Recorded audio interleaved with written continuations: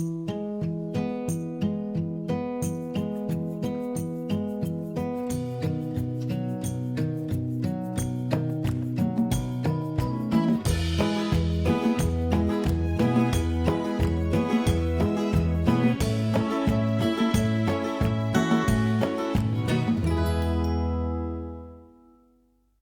à toutes et à tous et bienvenue sur ma chaîne. Je vous retrouve aujourd'hui pour une vidéo que j'avais extrêmement envie de tourner et qui change un petit peu de ce que je fais d'habitude.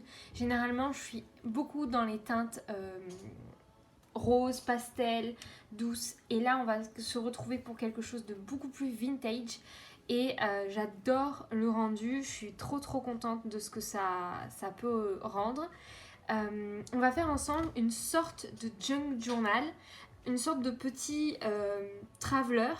Je sais pas trop comment le définir, mais en tout cas j'adore le rendu. Je suis très fière de ce que ça peut donner. Donc il s'agit de ce petit livre là. Donc voilà à quoi ça ressemble.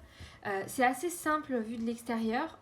Vous n'êtes même pas obligé de mettre l'embellissement sur le devant. Là je l'ai rajouté pour donner un petit peu plus de décoration sur la couverture, mais vous n'êtes même pas obligé. Et quand on ouvre, on a juste là une petite pochette. À l'intérieur j'ai mis un ATC, mais vous pouvez y mettre à peu près tout ce que vous voulez. Des stickers, des tamponnages, des éléments pour utiliser dans du coup le petit carnet. Donc ici, en parlant de petit carnet, nous avons le fameux carnet. Il y a une dizaine de pages. Et ici, on a un grand tag. Là, on ne le voit pas, mais voilà, c'est un tag avec des pochettes pour y glisser dedans des embellissements. Donc, on a des petites étiquettes. Voilà, ça, c'est le genre de truc qu'on utilise énormément en junk journaling. Et il y a même un petit paperclip ici que j'ai fait aussi moi-même. Je vous mettrai en lien en barre d'infos la vidéo dans laquelle je réalise ce paperclip. Il est très simple à faire. On a d'autres petites cartes et des petits tags juste ici. Donc voilà, je vais vous montrer comment réaliser ces différents éléments pour réaliser donc ce petit junk journal. Moi, je pense que je vais le glisser dans une loaded envelope. Je trouve que ça fait son petit effet. Et ça change un peu des carnets customisés. Je vous avais fait une vidéo sur les carnets customisés. Les carnets customisés, c'est sympa, mais au bout d'un moment, on en a fait le tour. Là, c'est encore plus authentique puisque c'est totalement fait main. Et j'espère que cette vidéo vous plaira. Donc, c'est parti pour la réalisation. On y va. Alors, pour la réalisation, on va d'abord commencer par faire la couverture. Comme ça, ça aura le temps de sécher. La couverture, il n'y a rien de très compliqué. On va avoir besoin de papier. Moi, je vais utiliser ces papiers vintage comme ça de chez Action. Il y a un effet pailleté sur ces papiers. Donc, on va venir en prendre deux. Hop, je vais faire avec d'autres teintes. Donc, je vais prendre celui-ci.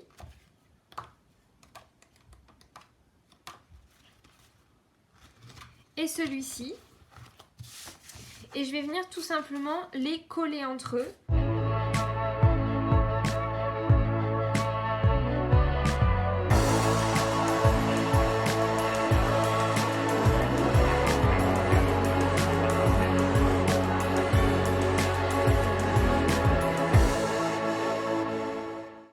Pendant que ça sèche, on va venir s'occuper de la réalisation du carnet qu'il y a à l'intérieur. Je vais choisir la couverture du carnet pour commencer, toujours dans ce bloc-là. Ce papier-là, je vais venir le couper pour qu'il fasse 14 de haut et 20 cm de long. Maintenant que j'ai ça, je vais venir me munir de papier, donc le papier que je souhaite. Moi, j'utilise ce papier-là, ce sont des papiers qui étaient dans un bloc, dans un lot de papier de chez Action, où il y avait plein de matières différentes, de tailles différentes, de matières différentes, de couleurs différentes. Et donc, je vais venir couper en fait des morceaux de papier comme ça, qui mesureront toujours pareil, 14 cm de haut, et au niveau de la longueur, on reste sur la longueur du papier.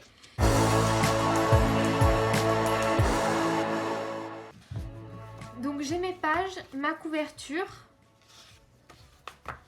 et on va venir relier tout ça. Pour faire ma reliure,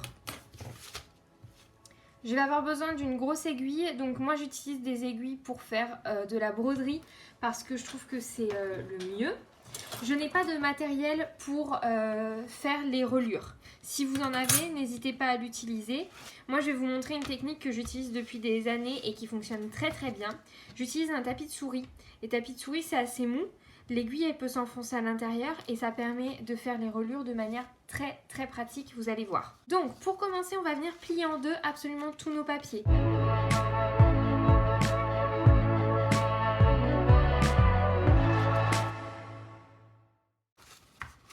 Vous devez vous retrouver avec quelque chose comme ça, donc c'est totalement normal. On viendra égaliser le tout après, ne vous en faites pas. Je viens glisser le tout dans ma couverture. Je réaplatis et je viens bien aligner tout ça. Hop, comme ceci. Donc je viens pincer avec des grosses pinces pour que tout ça soit parfaitement aligné et je viens mettre ma règle au milieu pour tracer les points qui vont me servir pour faire ma reliure. Donc je vais faire une reliure en 4 trous, donc un premier trou à 2,5 cm, un second trou à 5,5 cm et la même chose de l'autre côté, donc 2,5 cm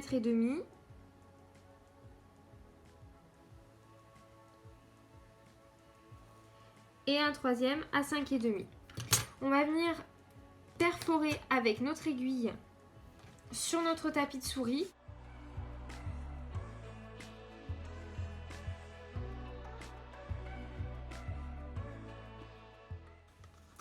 Donc là, j'ai fait un trou sur chacun de mes points. Donc faites attention pour cette étape-là. Si jamais vous avez des difficultés, n'hésitez pas à demander de l'aide si vous êtes trop jeune surtout. Ça peut être dangereux, les aiguilles et tout, appuyer comme ça peut être dangereux. Et ne faites pas de trous dans votre table ou quoi que ce soit. Je viens me servir de fil. Donc là, moi j'utilise du coton pour crocher, mais on s'en fiche tant que c'est du fil et que c'est un fil qui tient assez bien. Moi je sais que ça c'est un fil qui est assez épais, donc ça tient parfaitement. Et je viens tout simplement repasser mon aiguille dans les trous que j'ai effectués précédemment pour finir ma reliure.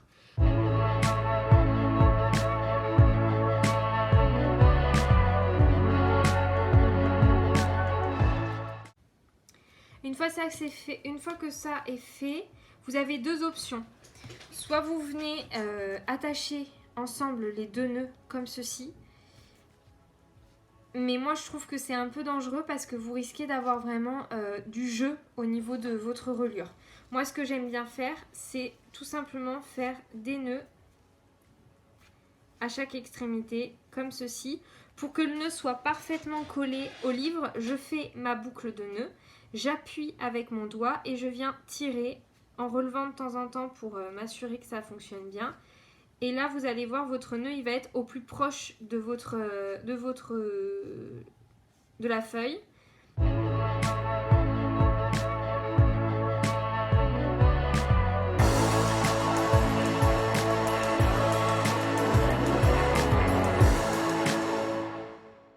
Je viens couper pas trop au ras, quand même, mon fil. Et j'enlève mes pinces. Voilà, donc la reliure est faite. Je viens bien appuyer avec mon plioir pour bien marquer le pli. Et le carnet est fait. Par contre là, on est d'accord, c'est pas hyper esthétique. On se retrouve avec quelque chose qui est quand même assez, brouillon ici. Donc moi je vais me munir de ma règle et je vais l'aligner sur la couverture. Mais la couverture ça va être ma base, mon repère, puisque normalement votre couverture c'est celle qui est la plus fine, c'est celle qui est la plus petite. Et vous avez les feuilles qui sont censées dépasser. Et je vais venir couper avec un gros cutter toutes mes feuilles. Encore une fois, si vous êtes jeune, faites attention avec cette étape-là. Je vous conseille de demander à vos parents de vous aider. Donc on a notre carnet. On a notre couverture qui est en train de sécher et il ne nous manque plus que la pochette et le tag. On va d'abord venir faire la pochette. Donc pour réaliser la pochette, vous allez avoir besoin d'une feuille de papier craft. Celle-ci va vous servir aussi pour réaliser votre tag. Je vais venir couper un morceau dans mon craft de 20 cm sur 15 cm.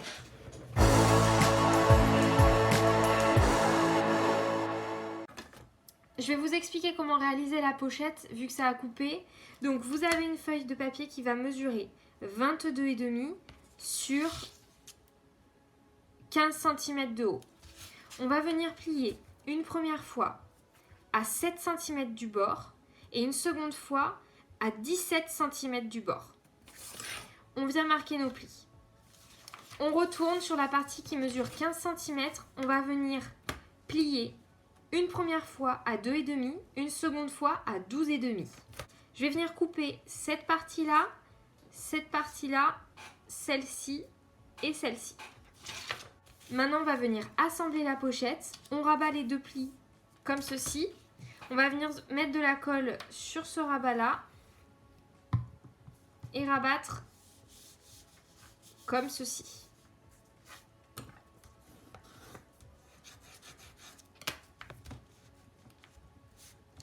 Et je viens rabattre cette partie du bas. Normalement, elles sont censées mesurer la même taille, donc ce n'est pas très grave. Avant de la coller, je viens couper en biseau comme d'habitude pour vraiment faire un rendu propre. Enfin, moi, je trouve que ça donne un rendu toujours plus propre quand on coupe en biseau avant de coller nos pochettes. Je viens mettre de la colle. Si vous avez du double face, ça fonctionne aussi très bien avec du double face.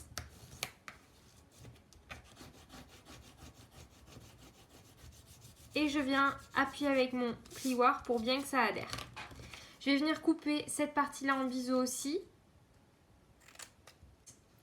Une fois que la pochette est finie, donc là on a vraiment la pochette.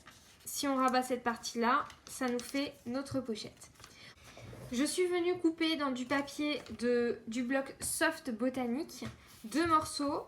Un morceau de 9 sur 9 et un morceau de 2,5 sur 9. Je vais venir coller le tout.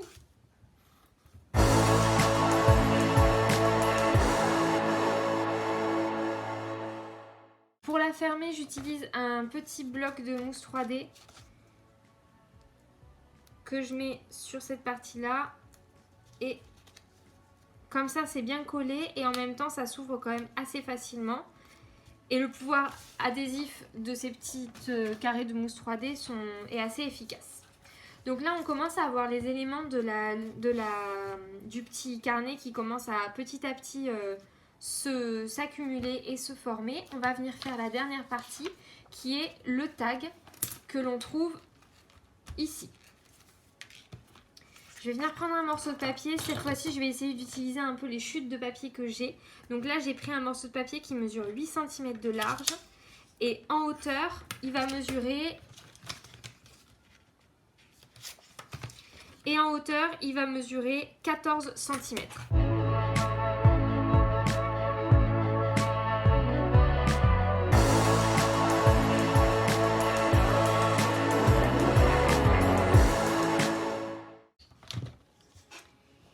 Et maintenant, on va passer à la création des pochettes. Et donc là, j'essaye pareil d'utiliser les chutes de papier que j'ai, j'en ai quand même pas mal.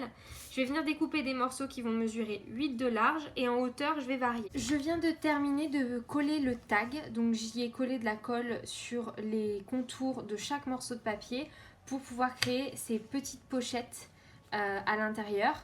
Et donc, maintenant que ça c'est fait, nous avons nos 3 éléments, on va pouvoir venir s'occuper de la couverture. Donc je l'ai plié en deux simplement, voilà, avec mon plioir. Et on va venir mettre l'élastique. Je vais me munir à nouveau de mon tapis de souris pour pouvoir faire mon pliage. Pour pouvoir faire ma reliure. Donc il va me falloir 2 trous. Je vais les faire à 1 cm chacun du bord de la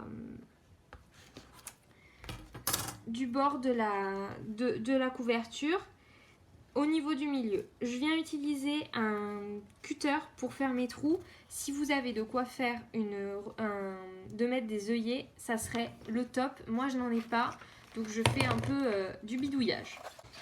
Je viens utiliser de la corde élastique comme ça, qui vient de chez Action.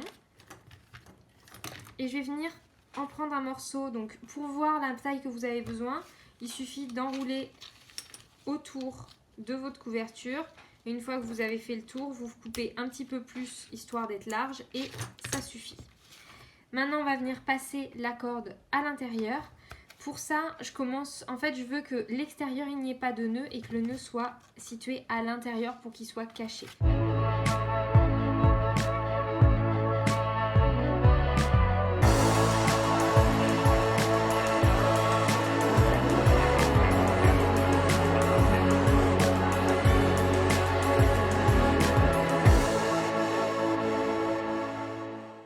Une fois que c'est fait, on vient faire un nœud. L'idée, c'est pas de trop le serrer, c'est d'une corde élastique, donc on fait un nœud.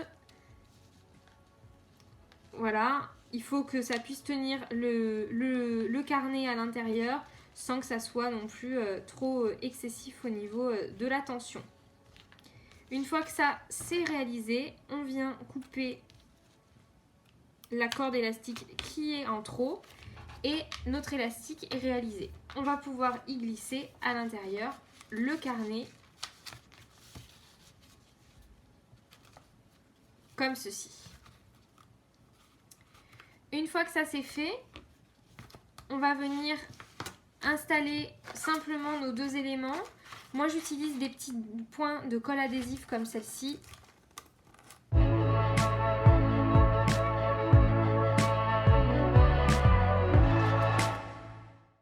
Donc voilà, on se retrouve avec ceci et on va venir faire, moi j'ai rajouté en plus un petit élément pour le fermer comme ça, un élastique en plus pour le fermer. Donc je vais venir utiliser cette fois-ci la corde comme ça dorée pour faire un petit élément un peu plus festif. J'enroule mon carnet à l'intérieur pour voir la taille dont j'ai besoin. Je viens fermer. Je viens donc passer l'élastique sous cet élastique là pour qu'il ne s'enfuit pas. Là de cette manière, vous voyez mon élastique qui me sert de fermeture, il s'enfuit pas, il est coincé et donc c'est beaucoup plus sécurisant qu'un élastique qui est volant. Donc je viens de passer derrière et on va faire le nœud. Pareil, on ne serre pas trop, mais un peu quand même pour que ça soit bien fermé. Je viens donc faire un double nœud. Je coupe l'excédent et on a notre carnet. Normalement, hop. Donc pour que ça soit bien à l'endroit, je viens vérifier tout ça. Là, on est à l'endroit. Et j'ai fait un petit bijou d'album. Ça, c'est vraiment rien. J'ai accroché un petit pompon, une petite plume sur un mousqueton. Et ça fait un petit plus au niveau de la décoration. Hop, et là on a quelque chose de plutôt sympa. Moi j'aime beaucoup le rendu final. Je trouve que c'est vraiment sympa comme petit cadeau à offrir en plus avec le petit carnet. Et à l'intérieur du tag, je viens y glisser, j'utilise des éléments que j'ai imprimés. En ce moment, on n'a pas de shopping à disposition, donc c'est vrai que des fois ça peut paraître un petit peu compliqué pour certains et certaines de trouver de l'inspiration et des nouveautés. Je vous mettrai en barre d'infos 2-3 petites références que j'aime bien au niveau du scrap imprimable et notamment ces fichiers là que j'ai trouvé sur internet totalement gratuits et que j'ai imprimé sur du papier canson tout simplement. Ça fait vraiment un effet vintage.